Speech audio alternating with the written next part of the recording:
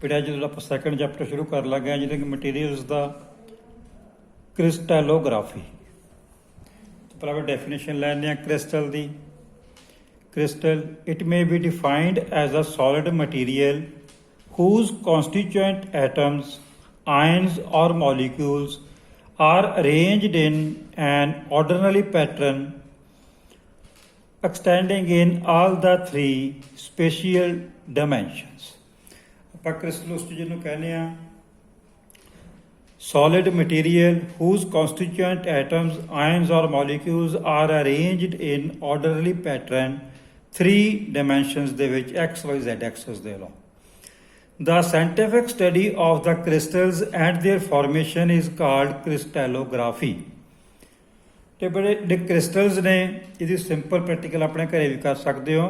ਤੁਸੀਂ ਸਿੰਪਲ ਜਿਸ ਬਰਤਨ ਦੇ ਵਿੱਚ ਆਪਾਂ ਚਾਹ ਬਣਾਉਂਦੇ ਆ ਉਹਦੇ ਵਿੱਚ ਥੋੜਾ ਜਿਹਾ ਪਾਣੀ ਪਾਓ, ਉਹਦੇ ਪਾਣੀ ਆਪਣੇ ਕੋਲ ਲਿਕੁਇਡ ਮੀਡੀਅਮ ਹੈ, ਉਹਦੇ ਵਿੱਚ ਸ਼ੂਗਰ ਐਡ ਕਰੋ। ਸ਼ੂਗਰ ਸੋਲਿਡ ਹੈ ਤੇ ਉਹਨੂੰ ਆਪਾਂ ਹੀਟ ਦੇ ਉੱਤੇ ਰੱਖਦੇ ਆ, ਗਰਮ ਕਰਨਾ ਸ਼ੁਰੂ ਕਰਦੇ ਆ।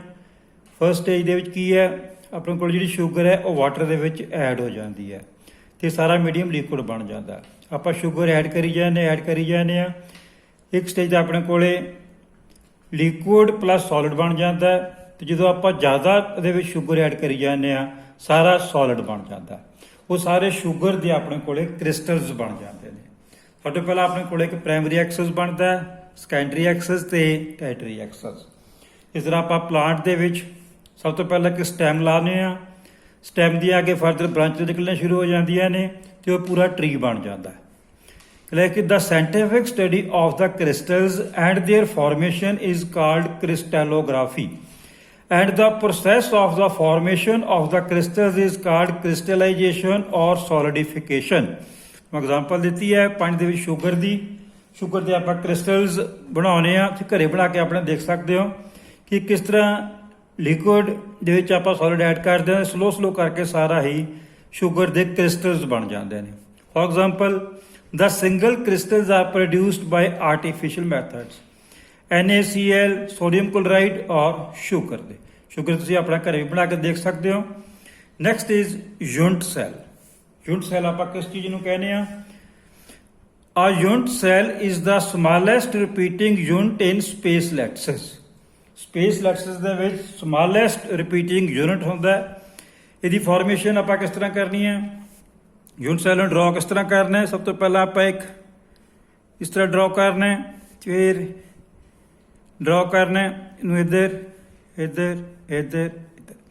ਇੱਕ ਐਟਮ ਹੈ ਜਿਹੜਾ ਆਪਾਂ ਇੱਥੇ ਇਹਦੇ ਕਾਰਨਰਸ ਦੇ ਉੱਤੇ ਅਰੇਂਜ ਕੀਤਾ। A unit cell of simple cubic arrangement. ਅੱਗੇ ਆਪਣੇ ਕੋਲ ਆਏਗਾ lattice parameter of a unit cell.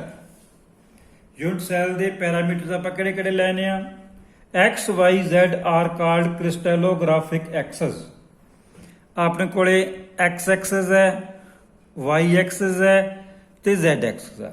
ਆਪਾਂ ਇਹਨੂੰ ਕੀ ਕਹਿੰਦੇ ਆ ਕਿ crystallographic axis. Alpha beta gamma are interfacial angles. ਇਹ ਆਪਣੇ ਕੋਲੇ ਅਲਫਾ ਹੈ, ਬੀਟਾ ਤੇ ਗਾਮਾ, ਇਹ ਇੰਟਰਫੇਸ਼ੀਅਲ ਐਂਗਲਸ ਨੇ। A B C are primitives of unit cell ਔਰ ਵੈਕਟਰਸ। A B ਤੇ C ਆਪਣੇ ਕੋਲੇ ਕੀ ਨੇ? ਪ੍ਰਿਮਿਟਿਵਸ ਆਫ ਯੂਨਿਟ ਸੈਲ ਔਰ vectors. Alpha equal to beta equal to gamma is equal to 90 degree. Representation of dimensions of the unit cell. Unit cell ਆਪਾਂ ਕਿਸ ਤਰ੍ਹਾਂ ਡਰਾ ਕਰਨਾ ਹੈ? ਇਹ ਆਪਣੇ ਕੋਲੇ ਸਿੰਪਲ ਤੁਸੀਂ ਪਹਿਲਾਂ ਇਸ ਤਰ੍ਹਾਂ ਡਰਾ ਕਰਨਾ ਹੈ, ਫਿਰ ਡਰਾ ਕਰਨਾ ਹੈ। ਤੁਸੀਂ ਇਹਨੂੰ ਇਹਦੇ ਨਾਲ ਮਿਲਾ ਦੇਣਾ, ਇਹਨੂੰ ਇਹਦੇ ਨਾਲ ਮਿਲਾ ਦੇਣਾ, ਇਹਨੂੰ ਇਹਦੇ ਨਾਲ ਮਿਲਾ ਦੇਣਾ ਤੇ ਇਹਨੂੰ ਇਹਦੇ ਨਾਲ ਮਿਲਾ ਦੇਣਾ। ਇਹਦੇ ਵਿੱਚ ਆਪਣੇ ਕੋਲੇ x ਐਕਸਿਸ ਹੈ, y ਐਕਸਿਸ ਹੈ, z ਐਕਸਿਸ ਹੈ, A B C ਪ੍ਰਿਮਿਟਿਵਸ ਨੇ, alpha beta gamma interfacial angles ਨੇ। ਇਹ ਆਪਣੇ ਕੋਲ ਸੀ lattice parameter of a unit cell. Next is space lattices or crystal lattices. A crystal consists of regularly repeating arrays of atoms, ions or molecules in a three-dimensional orderly arrangement. Three-dimensional orderly arrangement ਦੇ ਵਿੱਚ ਦੇਖੋ ਆਪਣੇ ਕੋਲੇ ਇੱਥੇ x axis ਹੈ, y axis ਹੈ, z axis ਹੈ, alpha beta gamma interfacial angles ਨੇ, A B C ਆਪਣੇ ਕੋਲੇ ਪ੍ਰਿਮਿਟਿਵਸ ਨੇ, ਇਹ ਆਪਣੇ ਕੋਲੇ ਰਿਪੀਟਿੰਗ ਪੈਟਰਨ ਹੈ, ਇਹ ਆਪਣੇ ਕੋਲੇ ਸਾਰਾ ਰਿਪੀਟਿੰਗ ਪੈਟਰਨ ਹੈ। Space lattices, a crystal consists of regularly repeating arrays of atoms, ions or molecules in a three-dimensional ordinary arrangement. Space lattices. Arrangement of atoms in simple cubic crystals.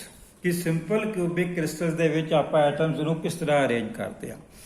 A unit cell has an atoms at each corner of the cube. All the sides of the cube are equal and at right angles.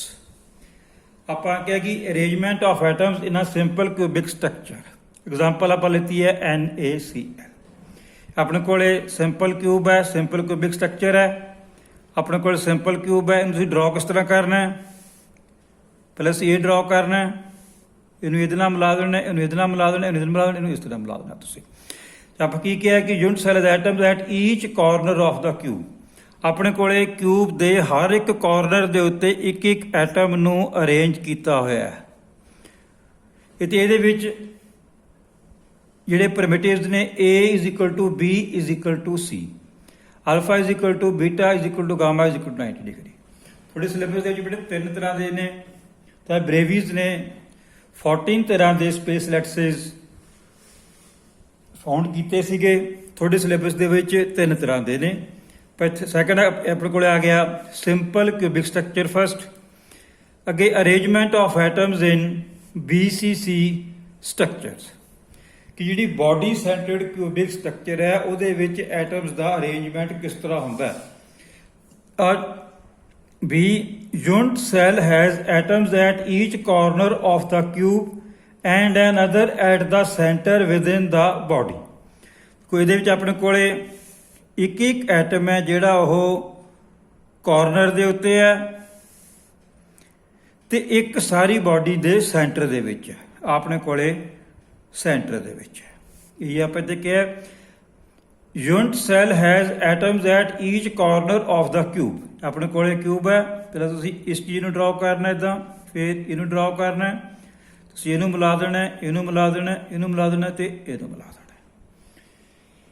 ਇੱਕ ਇੱਕ atom corner ਦੇ ਉੱਤੇ ਹੈ, ਇੱਕ ਇੱਕ atom corner ਦੇ ਉੱਤੇ ਇੱਕ ਸਾਰੀ ਬਾਡੀ ਦੇ ਸੈਂਟਰ ਦੇ ਵਿੱਚ। ਆਪਾਂ ਐਗਜ਼ਾਮਪਲ ਲਿੱਤੇ ਇਹਨਾਂ ਦੀਆਂ ਕ੍ਰੋਮੀਅਮ, ਮੋਲੀਬਡੇਨਮ, ਪੋਟਾਸ਼ੀਅਮ, ਟੰਗਸਟਨ।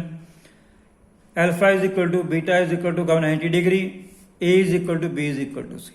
ਹੁਣ ਕੀ ਹੈ? Body centred cubic structure.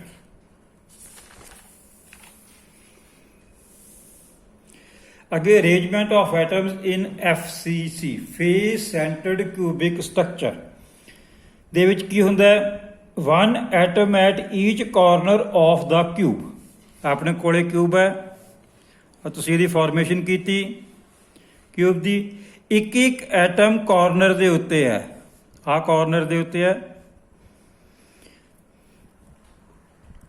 one atom at each corner of the cube and one atom at the center of each face of the cube.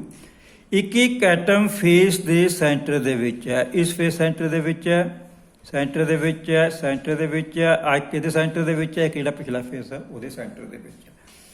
alpha = beta = γ 90 degree, A = B = C।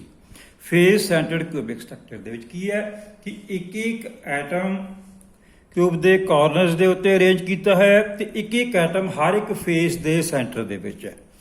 Next is hexagonal closed packed structure, HCP, hexagonal closed packed structure. Unit cell has atoms at each 12 corners of the hexagonal prism. देखो आप लोग को 12 corner, देखो 1 2 3 4 5 6, 1 2 3 4 5 6. Unit cell has an atoms at each 12 corners of the hexagonal prism. One atom at the center of the hexagonal faces.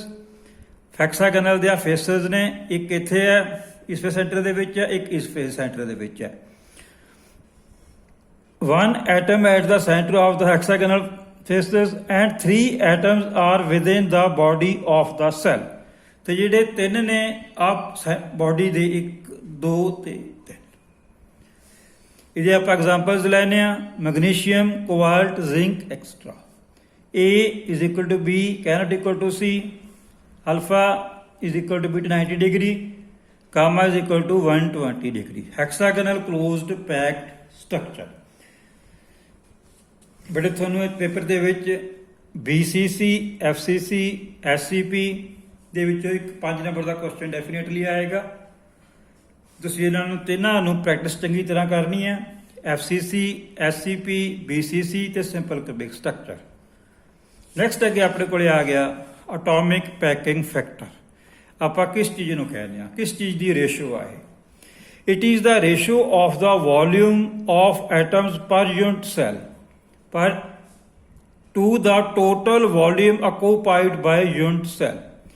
Atomic packing factor is the ratio of volume of atoms per unit cell upon volume of the unit cell.